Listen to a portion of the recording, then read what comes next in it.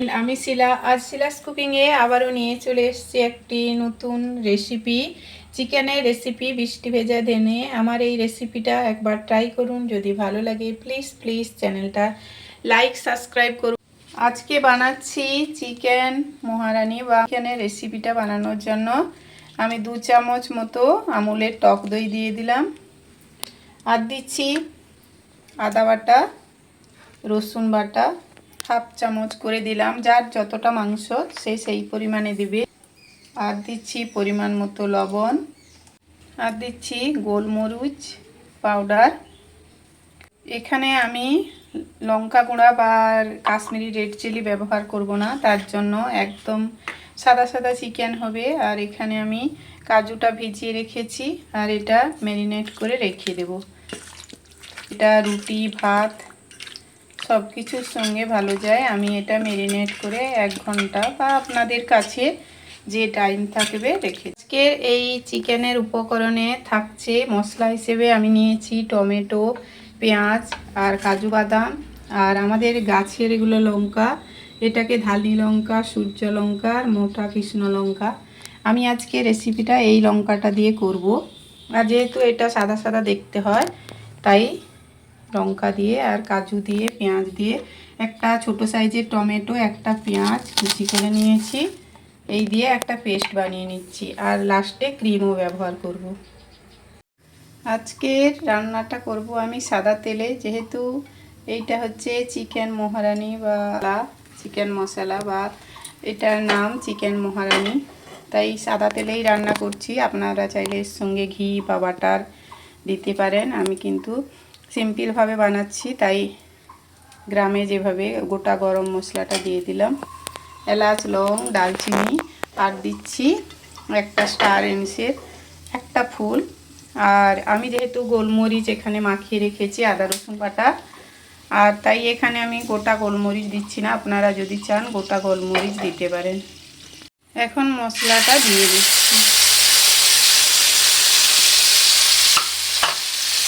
কাজু পেঁয়াজ লঙ্কা, আর দিচ্ছি একটা ছোট্ট টমেটো। মিক্সির কৌটাটা ধুয়ে জলটাও দিয়ে দিলাম, দিয়ে লো আঁচে ভালো করে মশলাটা কষাতে থাকবো।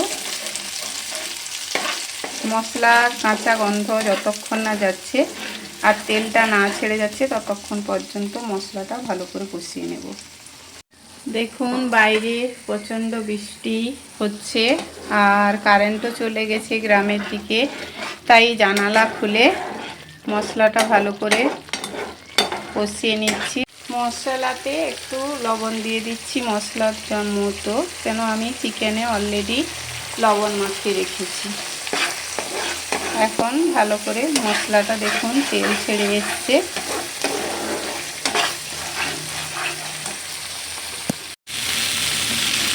মশলাটা দেখুন কষে গেছে, এখন ম্যারিনেট করা চিকেনটা দিয়ে দিচ্ছি।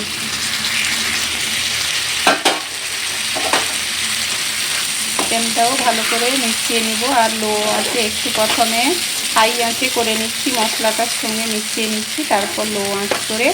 এখানে কিন্তু আমি কোনো জল দেব না, মশলা বাটা জলটা একটু দিয়ে ওই লো আঁচে ভালো করে রান্নাটা করব। যেহেতু দই আছে চিকেন থেকে জল ছাড়বে। দেখুন আমি আঁচটা কমিয়ে দিয়েছি। এখন বাটিতে যে মশলাটা ছিল ওইটাও দিয়ে দিলাম, একটু জল দিয়ে ধুয়ে। এখন লো আঁচে ভালো করে কষাতে থাকবো। ভালো করে মশলাটা লো আঁচে এখন কষাবে, আর আমি ঢাকা দিয়ে দিলাম।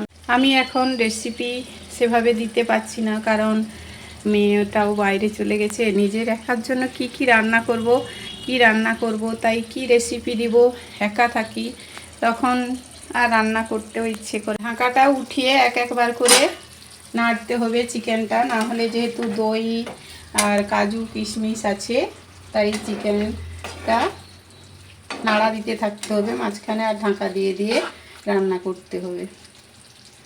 আর আমার এরকম রেসিপি যদি আপনাদের ভালো লাগে প্লিজ চ্যানেলটাকে লাইক সাবস্ক্রাইব করুন, আর আমাদের মতো হাউসওয়াইফদেরও একটু সাপোর্ট করুন। দেখুন চিকেন থেকে দই থেকে কতটা জল ছেড়েছে, আর এরকম লো আঁচেই আমার চিকেনটা সেদ্ধ হয়ে যাবে। এখানে কোনো জল ব্যবহার হবে না। আর এই চিকেনটা রুটি ভাত ফ্রাইড রাইস যার সঙ্গে খেলে ভালো লাগবে। আমি আজকে কিন্তু সাদা ভাতের সঙ্গেই ট্রাই করব। আর যে চিকেনের যে হালকা লালচে কালারটা এসছে ওটা হচ্ছে টমেটোর কালার। আপনারা যদি এই কালারটা না চান, ফ্রেশ সাদা চান, তাহলে টমেটোটা অ্যাভয়েড করতে পারেন, লেবুর রস দিয়ে করতে পারেন। দেখুন চিকেনটা একদম সেদ্ধ হয়ে কষে গেছে আর তেলও ছেড়ে আসছে। এখন আমি আঁচটা লোই রেখেছি, তারপরেও এরকম সুন্দর ফুটে গেলে, এরকম যখন চিকেনটা হয়ে যাবে এরকম কালারও চলে আসবে। আর এখন আমি ফ্রেশ ক্রিমটা দিয়ে দিচ্ছি আমুলের।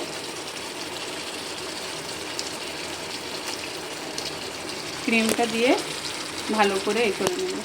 নামানোর আগেই চিকেন ক্রিমটা দিবেন। ক্রিমটা দিয়েও ভালো করে আমি মিশিয়ে নিচ্ছি, তাহলে খেতে একদম দারুণ হয়। ফ্রাইড রাইস বা নান রুটির সঙ্গে খুব বেশি ভালো যায়, কিন্তু ভাতের সঙ্গেও যথেষ্ট একটা অন্যরকম স্বাদ আসে, নতুনত্ব। সবসময় তো আমরা চিকেনের ঝোল আলু দিয়ে বা চিলি চিকেন এইসব খাই, আর এই চিকেনটাও একবার বাড়িতে অবশ্যই ট্রাই করুন। আমার রান্নাটা একদম রেডি হয়ে গেছে, একার জন্য যথেষ্ট হয়েছে, আর একটা ক্রিমি টেক্সচারও চলে এসছে। আর এই রেসিপিটা এখানে শেষ করলাম। আর আপনাদের যদি আমার রান্না ভালো লাগে তাহলে আবারও নতুন রান্না নিয়ে আপনাদের সামনে চলে আসবো। প্লিজ প্লিজ আমার পাশে থাকুন, সঙ্গে থাকুন।